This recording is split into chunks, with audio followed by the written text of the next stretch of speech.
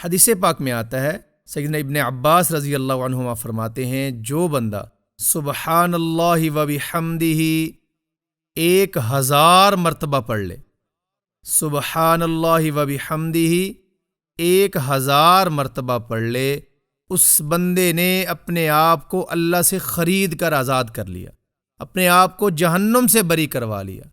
یعنی عتیق اللہ کے لقب سے اس کو پکارا جاتا ہے کہ اللہ کے آزاد کردہ بندہ، اللہ پاک کا آزاد کردہ بندہ، جو بندہ 1000 مرتبہ ایک دن میں پڑھ لے، روزانہ کا معمول بن جائے۔ یہ وہ تسبیح ہے جس کی برکت سے اللہ پاک ساری مخلوق کو رزق دیتے ہیں۔ اگر اللہ توفیق دے تو فجر کے بعد اس تسبیح کو روزانہ 1000 مرتبہ پڑھ لیا جائے، 15 منٹ لگیں گے، زیادہ سے زیادہ 20 منٹ لگ جائیں گے۔ آپ دیکھیں گے کہ اس کی برکتیں زندگی میں اللہ نے کیسے ظاہر کی، اللہ نے کیسی صحت عطا فرمائی، اللہ پاک نے کیسا رزق عطا فرمایا، کیسے غیبی خزانوں سے مجھے اللہ پاک نے رزق عطا فرمایا، اور اللہ پاک مسائل سے، مصیبتوں سے، پریشانیوں سے بھی رب تعالیٰ محفوظ رکھیں گے۔ بہرحال کم سے کم زندگی میں ایک بار یہ ضرور پڑھ لیں، سبحان اللہ و بحمدہ۔